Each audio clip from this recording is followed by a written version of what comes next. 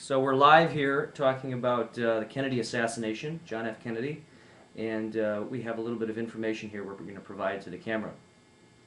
It's interesting that back in 1996, Cuban TV names 5 in JFK's murder.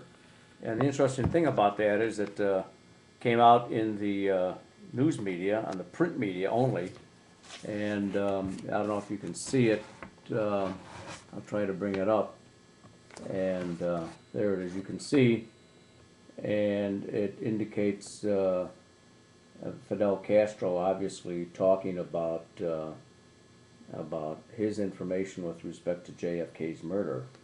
And interestingly enough, as you read the article, it was on page, I think, page 16.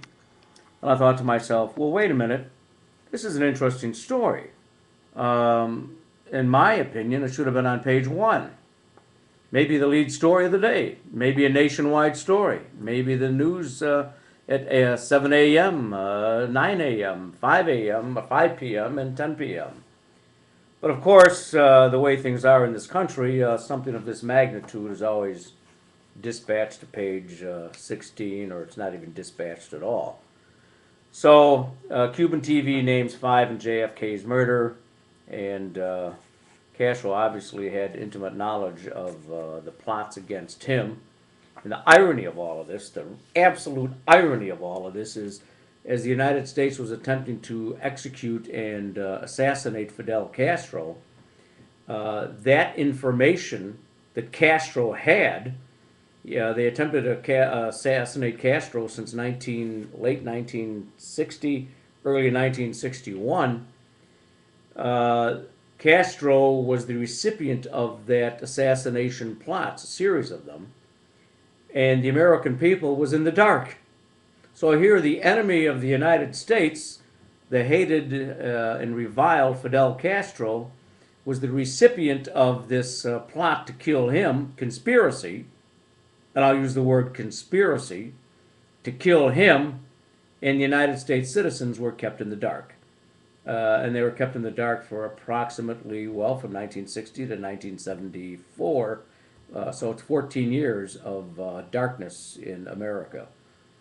So I'm glad the darkness wasn't complete, though, because the lightness evidently had shone on Castro. So as he was the recipient of the assassination plot, he became illuminated with information that unfortunately was not illuminative in the United States.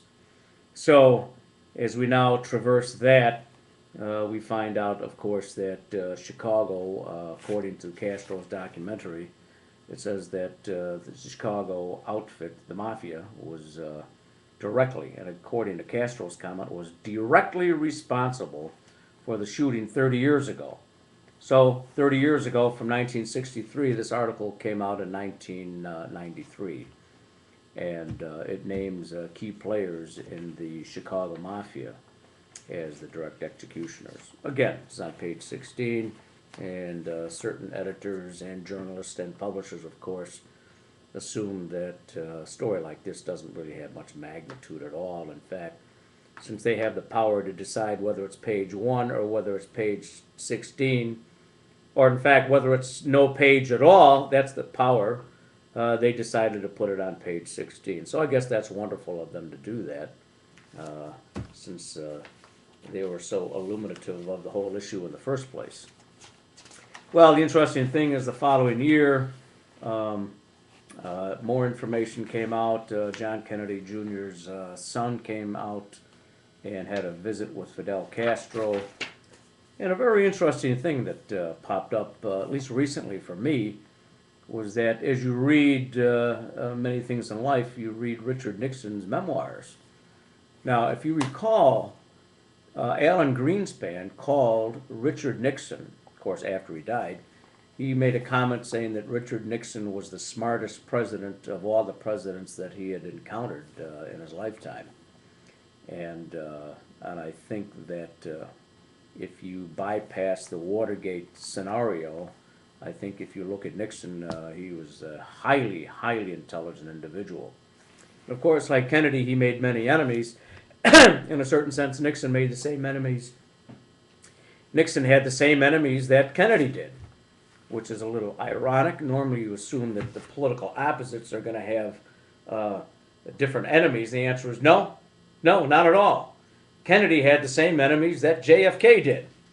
And the end result is, the interesting thing is that Kennedy was assassinated in '63, and then a short 11 years later, Nixon's removed from office. And the irony of that, of course, is that the enemies that Kennedy had and the enemies that Nixon had were one and the same. And that's a little interesting perspective. Well, you've got to go to page 283 in Richard Nixon's memoirs, which were published in 1978. And on that page, 283, Richard Nixon's memoirs, he refers to foreign policy that the United States had in effect in the early 60s. And I will read this one paragraph, which is at least illuminating to me. We need more illumination in this country. I visited Israel just after that country's victory in the June War. In a long conversation with General Yitzhak Rabin, I pointed out that Israel had a stake in the outcome of the war in Vietnam. He was obviously interested in my analysis that if the United States were defeated or humiliated in Vietnam, the American people could well turn isolationist and be unwilling to come to the aid of other small nations like Israel, who depended upon us for survival. I was impressed by the courage and toughness of the Israeli leaders and people, and I was disturbed by the fact that their swift and overwhelming victory over the Arabs had created a feeling of overconfidence about their ability to win any war in the future, and an attitude of total intransience on negotiating any peace agreement that would involve return of any of the territories they had occupied. Their victory had been too great. It left a residue of hatred among their neighbors that I felt could only result in another war, particularly if the Russians were to step up military aid to their defeated Arab clients. Interestingly, right below that comment that President Nixon made, and he wasn't president at the time, he was the removed president, the about to be impeached president.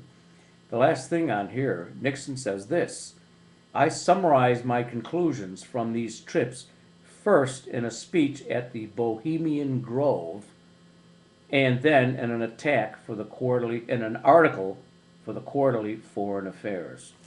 So I find that interesting that Nixon, former President Nixon, visited Bohemian Grove, which As many presidents have said to been been to to. Bohemian Grove. So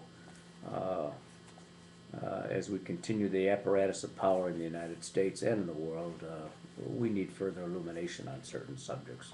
And I hope this comment has illuminated your day today. Thank you very much.